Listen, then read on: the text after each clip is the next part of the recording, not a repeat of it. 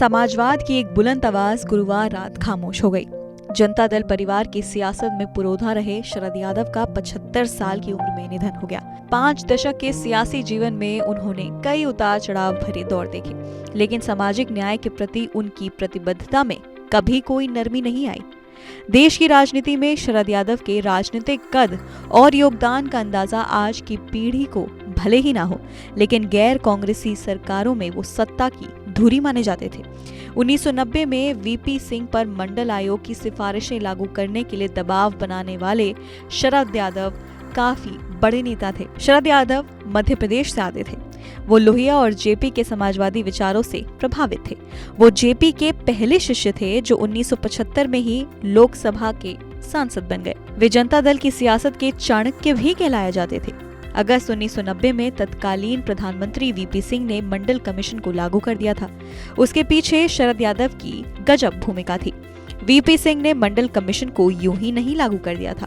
हालांकि कई लोग वीपी सिंह के इस डिसीजन को काफी इम्पल्सिव डिसीजन बताते थे। इसके पीछे दलील ये दी जाती है कि तत्कालीन उप प्रधानमंत्री देवीलाल के इस्तीफे के बाद पार्टी सांसदों का समर्थन बरकरार रखने के लिए वीपी सिंह ने मंडल आयोग की सिफारिशों को लागू करने का फैसला किया था। दरअसल दिसंबर 1989 में वीपी सिंह के नेतृत्व में जनता दल की सरकार बनी। उसमें ओबीसी समुदाय के दिग्गज नेता शरद यादव से लेकर दलित नेता रामविलास पासवान तक शामिल किए गए।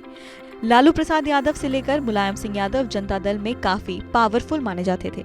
ऐसे में वीपी सिंह की सरकार बनते ही ओबीसी नेताओं ने मंडल कमीशन पर आगे बढ़ने का दबाव बनाना शुरू कर दिया। 25 दिसंबर 1989 को उन्होंने इसके लिए एक एक्शन प्लान का ऐलान किया और पूरी प्रक्रिया की निगरानी के लिए देवीलाल की अगुवाई में एक कमेटी का भी गठन कर दिया।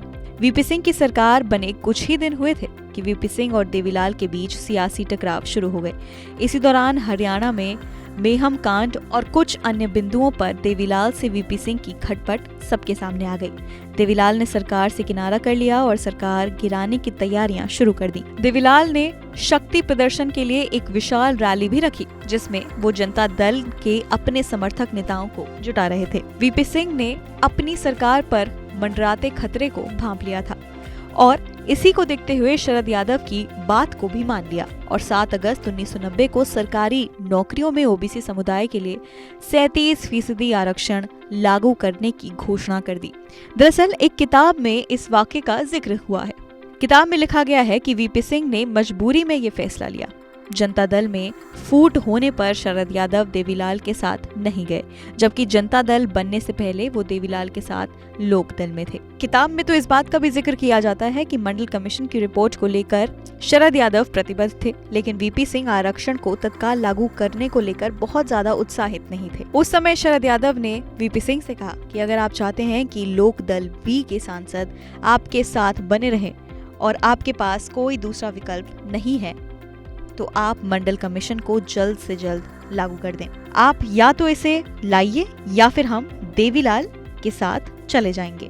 किताब में ये भी मेंशन किया गया है कि देश में मंडल कमीशन को वीपी सिंह की गर्दन पकड़कर शरद यादव ने लागू करवाया था। फिलहाल इस रिपोर्ट में इतना ही। बाकी अन्य खबरें जानने के लिए आप देखते रहिए एबीपी लाइव।